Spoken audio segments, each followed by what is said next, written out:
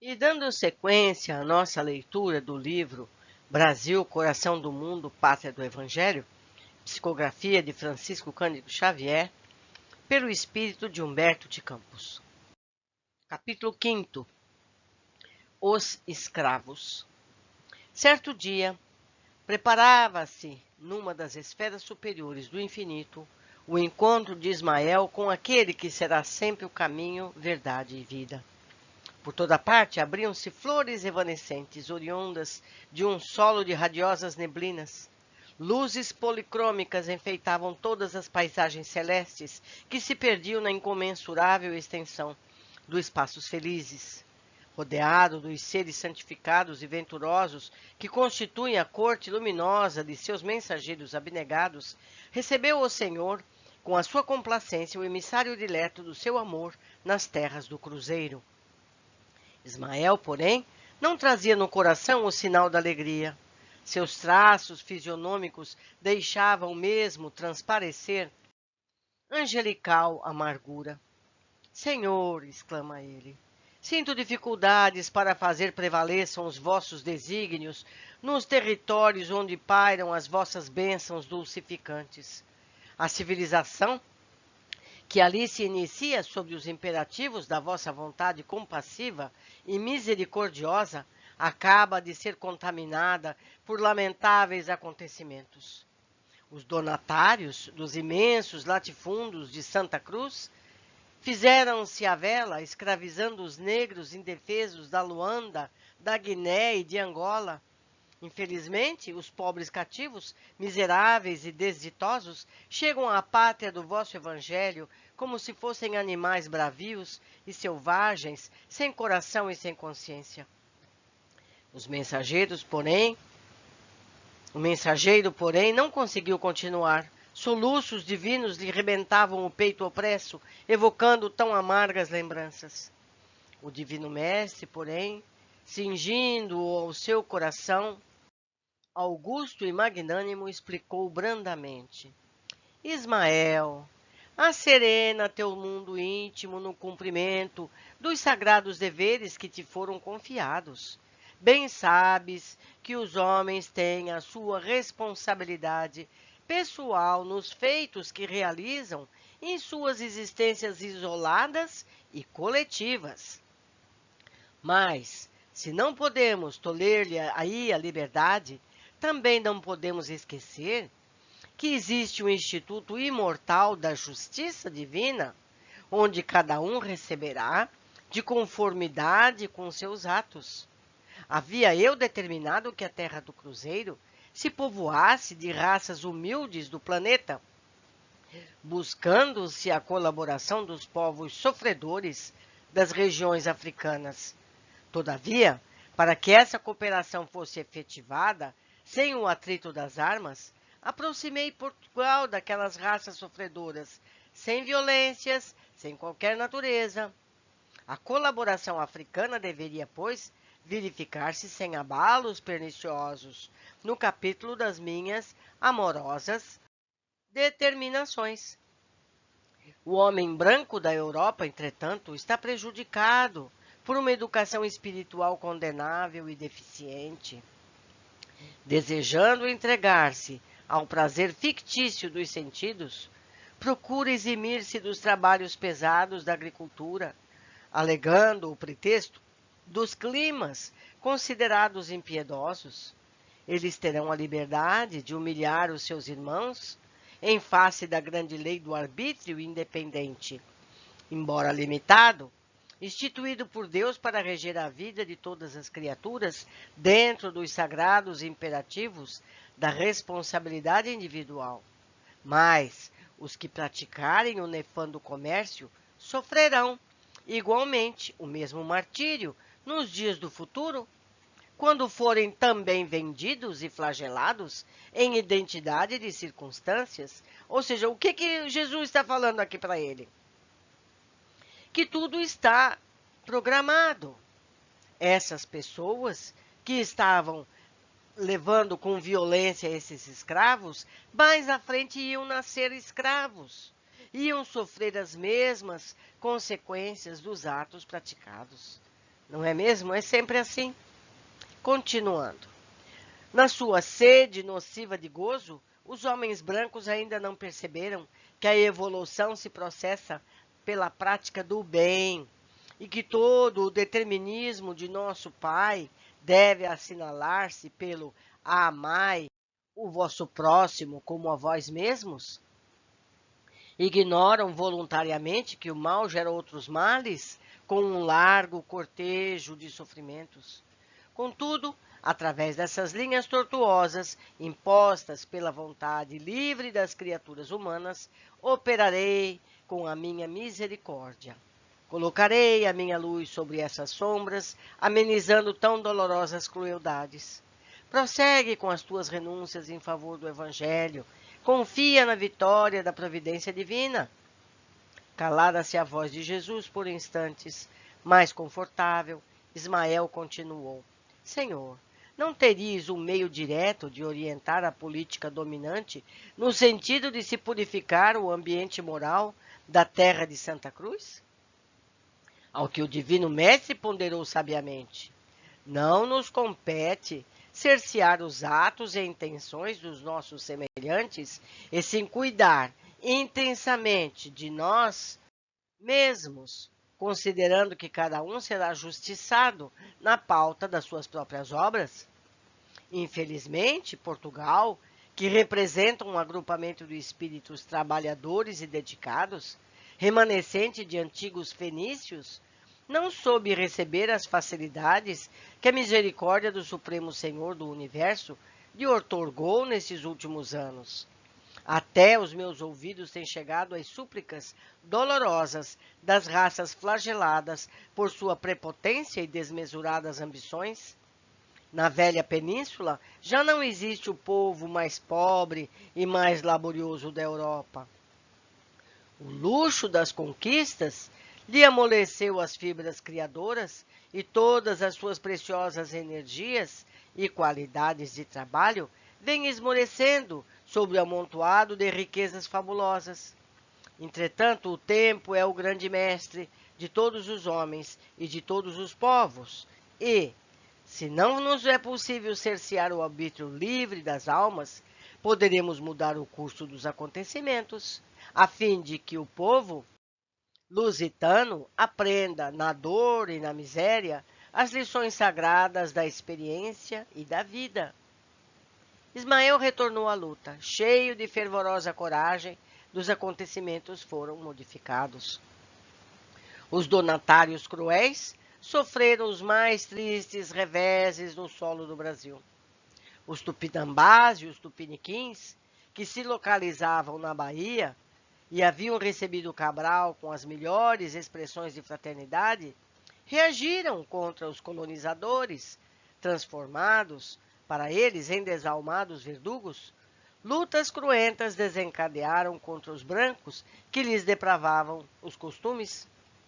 A luxuosa expedição de João de Barros, que se destinava ao Maranhão, mas que saíra de Lisboa com instruções secretas para conquistar o ouro dos Incas no Peru, dispersou-se no mar, sofrendo os seus componentes infinitos martírios e resgatando com renovados tributos de sofrimento as suas criminosas intenções na condenável aventura.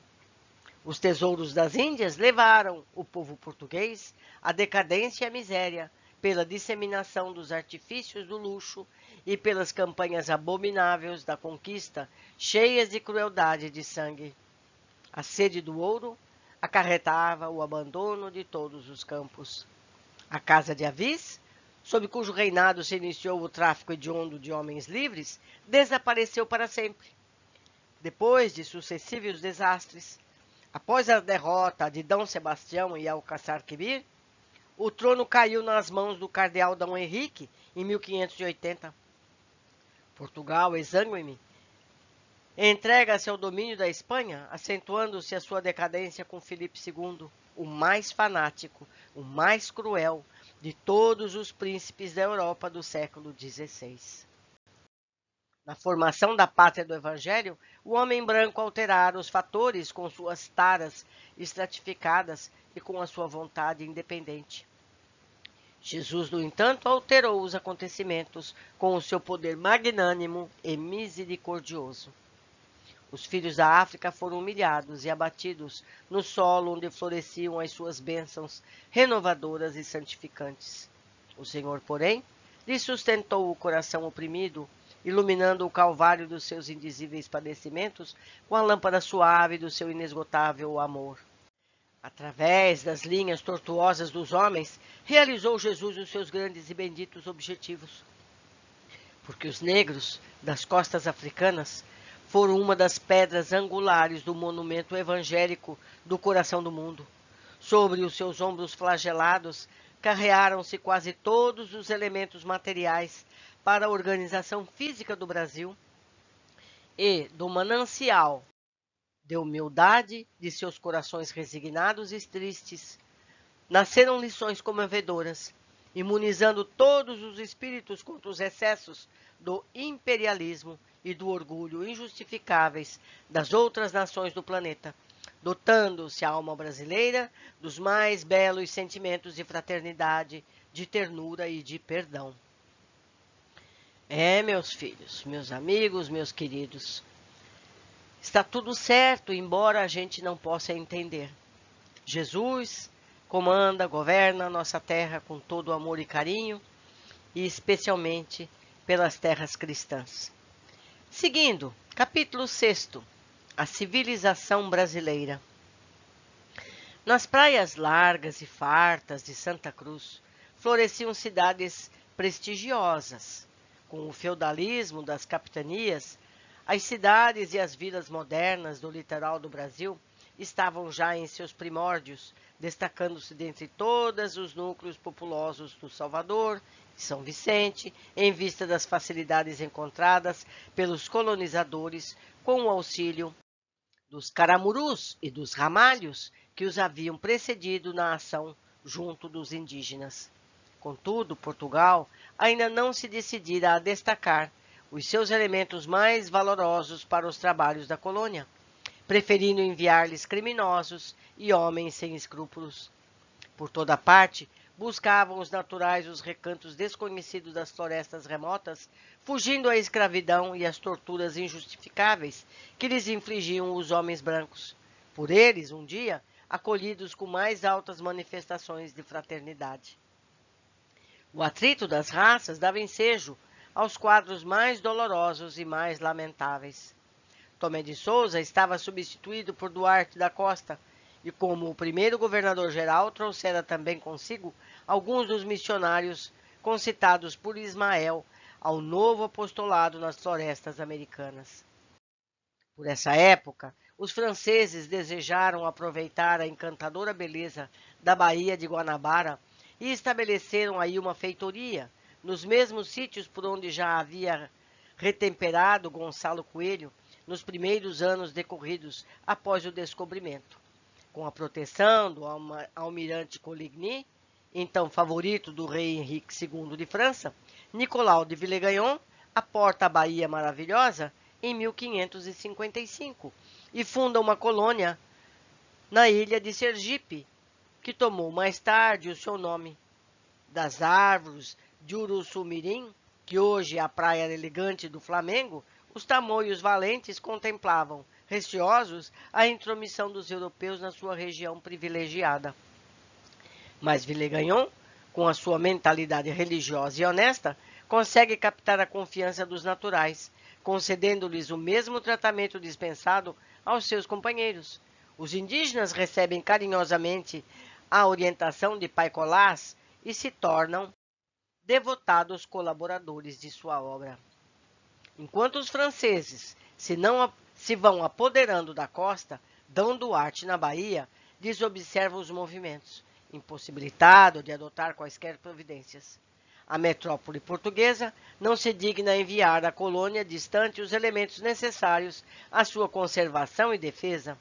Villegaignon, localizado na Guanabara, edifica sua obra, mas os padres calvinistas, que lhe acompanhavam a expedição, inutilizaram-lhe muitas vezes o trabalho construtivo, com as suas discussões estéreis. Em 1559, Villegaignon regressa à França, no propósito de buscar recursos oficiais, sem jamais tornar ao Brasil, ficando os seus compatriotas abandonados na colônia nascente. Em 1558, havia assumido o governo-geral de Santa Cruz Mendes Sá, que combate sem tréguas a influência dos estrangeiros. Com a sua energia, expele os franceses do Rio de Janeiro, destruindo-lhes as fortificações. Mal, porém, se havia retirado o governador, voltaram os franceses dispersos a reassumir a sua posição na ilha de Sergipe, com o auxílio dos tamoios, reunidos a esse tempo na maior confederação indígena que já existiu nas terras do Brasil, sob a direção de Currambebe, contra as perversidades dos colonizadores portugueses. O governador-geral reconhece a necessidade de fundar-se uma povoação que aí ficasse como sentinela na costa, a fim de eliminar os derradeiros resquícios das influências francesas. O grande projeto aguarda ensejo favorável para sua concretização. Estácio de Sá, sobrinho do governador, é então incumbido de comandar uma guarnição que ali se planta em defesa da cidade. A povoação se reparte em pequenas guarnições militares junto ao Pão de Açúcar, em uma das numerosas ilhas do Golfo Esplêndido. Os franceses, todavia, unem-se aos índios e Estácio de Sá morre em 1567, empenhado com eles em guerras. O combate em tais circunstâncias assume proporções aspérrimas e rudes. Mendes Sá reúne todas as forças disponíveis nas cidades da colônia e ataca todas as fortificações que existiam, onde hoje se situa a Praia do Flamengo e a Ilha do Governador. Obtém a mais completa vitória sobre o inimigo, mas permitiu, lamentavelmente, que aí se consumassem inauditas crueldades com os vencidos. Os portugueses transferem então a cidade, que fica definitivamente fundada no Morro de São Januário, mais tarde do castelo. Em homenagem ao mártir do cristianismo, recebeu a cidade o nome de São Sebastião, ficando outro sobrinho do governador na sua administração. Nas esferas superiores do infinito, Ismael e suas abnegadas falanges choram sobre tão lamentáveis acontecimentos, quais o suplício imposto a João de Boles, pelos elementos de mais confiança dos maiorais da espiritualidade. A cidade fica sob proteção espiritual de Sebastião, o grande filho de Darmone, martirizado pela sua fé cristã ao tempo do Diocleciano, em 288 da nossa era. Estácio de Sá reúne-se às falanges invisíveis, encarregadas de cooperar no progresso daqueles sítios. Sob as vistas amorosas do desvelado patrono da cidade, desdobra-se em dedicação a favor do seu progresso entre os núcleos florescentes. Muitas vezes voltou Estácio a se corporificar na pátria do Evangelho para viver na paisagem predileta dos seus olhos. Sua personalidade aí adquiriu elementos de ciência e da virtude, e ainda há poucos anos podia ser encontrada na figura do grande benemérito do Rio de Janeiro, que foi Oswaldo Cruz. Então ficamos sabendo aqui nesse capítulo que o Estácio de Sá é o mesmo Oswaldo Cruz, sanitarista no Brasil. Interessantíssima informação. Continuando. Depois das lutas sanguinolentas nas praias da Bahia mais bela do mundo, é a Baía de Guanabara, né? A Baía de Guanabara, onde os vícios europeus, desencadeando nefandas guerras religiosas, batalhavam entre si, estendendo suas crueldades até o Novo Mundo. Ismael considerou a necessidade de estabelecer uma diretriz para a organização econômica da Terra do Cruzeiro. Após a elaboração de largos projetos de ação do Plano Invisível, o sábio mensageiro do Senhor discrimina as funções de cada região da pátria brasileira. Junto do Golfo enorme, onde os contornos da paisagem assumem as cambiantes mais delicadas e mais espantosas, desdobrando-se nos mais graciosos caprichos da natureza, traça ele as linhas de uma urbe maravilhosa, que será a sede do pensamento brasileiro e mais fundamente no coração da terra moça e bravia. traceja as plantas magníficas das duas usinas mais poderosas, onde se guardará o profundo manancial de suas forças orgânicas. Os pontos de fixação dessas sagradas balizas são encontradas ao longo de 600 quilômetros de extensão do Paraíba do Sul, que é um rio, o Rio Paraíba do Sul, e nas cabeceiras do Rio São Francisco, cuja enorme corrente deverá lançar, pelo seu percurso de quase 3.000 quilômetros, todas as sementes das brasilidades mais puras. Aproveitou também Ismael os núcleos orientadores de Piratininga, que se expandiriam mais tarde até as audaciosas bandeiras. A linha do coração do Brasil, até hoje, se encontra aí traçada. Ninguém pode negar a hegemonia da intelectualidade carioca e fluminense desde os tempos em que a cidade de São Sebastião se derramou do murro do castelo, invadindo as ilhas, absorvendo as praias longas, elevando-se pelos outeiros vizinhos. São Paulo e Minas Gerais, de hoje, foram as regiões escolhidas como as duas fontes poderosas que guardariam o potencial de energias orgânicas da Terra, formando os primeiros índices de etnologia brasileira. As águas do Paraíba do Sul e as de todo o percurso do Rio São Francisco ainda constituem um roteiro singular, onde se descobrem as características mais fortes do povo fraternal da Terra do Cruzeiro. Cada estado do Brasil tem a sua função essencial no corpo ciclópico da pátria, que representa o coração geográfico do mundo. Mas em São Paulo e em Minas Gerais se assentam, por determinação do invisível, os elementos indispensáveis à organização da pátria esplêndida. Ambos serão ainda, por muito tempo, as conchas da balança política e econômica da nacionalidade e os dínamos mais poderosos da sua produção.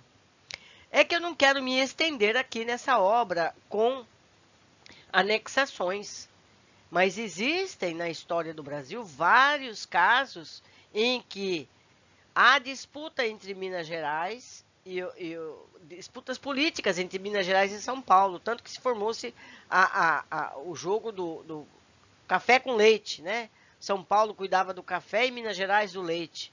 Então, eles se alternavam no poder econômico e político do Brasil. Mas vamos continuar. Obedecendo aos elevados propósitos do mundo oculto, ambos ficaram irmanados junto ao cérebro do país, por indefectíveis disposições do determinismo geográfico que os reúne para sempre.